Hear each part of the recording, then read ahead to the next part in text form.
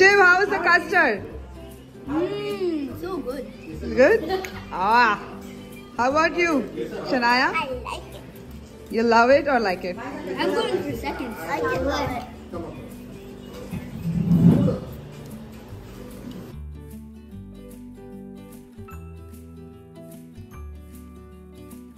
आता सणासुदीचे दिवस आले आहेत, रक्षाबंधन आहे, गणपती आहे, तर आपण एक फ्रूट सॅलडचा प्रकार बघूया. कस्टर्ड मध्ये फ्रुट्स घालूया. तर मी फ्रूट कस्टर्ड बनवते, ते माझे नाती हेल्प करतायत, नातवंड आणि नाती. तर ही आता स्ट्रॉबेरी कट करते. 4 स्ट्रॉबेरी घेतलेली आहे, ते आपण फ्रूट सॅलडसाठी कट करतोय. Shania, what are you doing? Cutting what?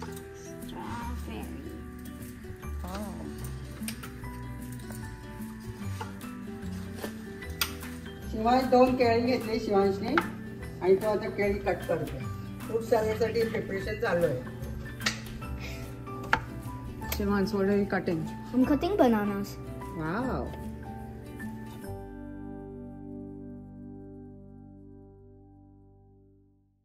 Devansh आता आपण ऍपल कट करतो. ते 2 ऍपल घेतलेले, त्याची आधी सालं काढतोय आणि मग तो कट करणार. So there, what are you cutting? Apple. Wow.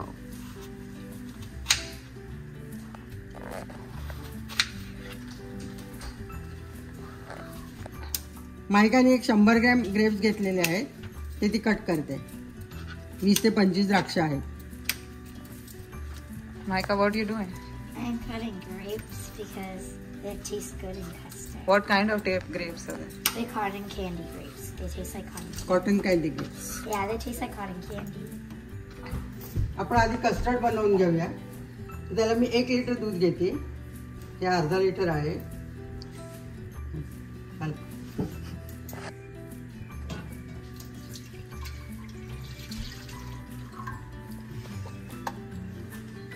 ते अर्धा लिटर होतं, ते आणखी अर्धा लिटर घालतो.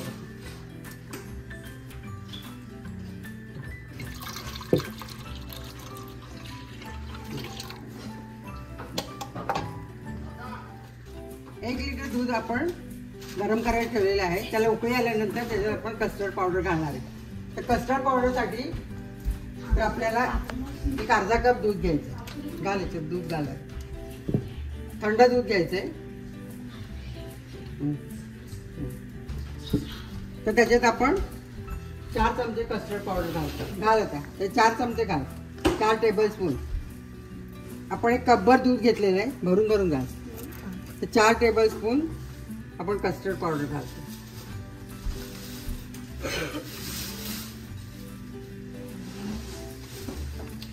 भरून घाल.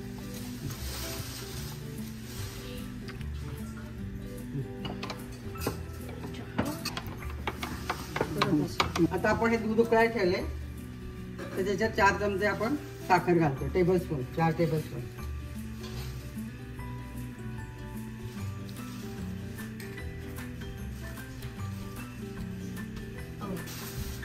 अजून 2. दुधाला उकळी आलेली आहे, तर आपण आता कस्टर्ड पावडर घालतो. आणि कंटिन्युअस त्याला ढवळत राहायला पाहिजे, कारण कस्टर्ड पावडर खाली जमा होते.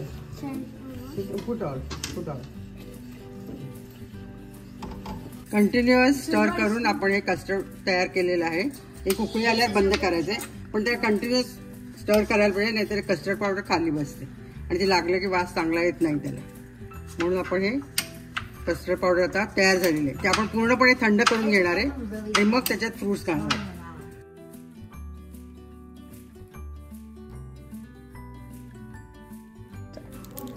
या बाउलमध्ये आपण आता हे कस्टर्ड थंड करायला ठेवूया. आणि मी चॉकलेट घालतो. हे पूर्णपणे थंड झाल्यावर आपण हे फ्रुट्स मिक्स करणार आहे आणि चेरीने डेकोरेट करणार.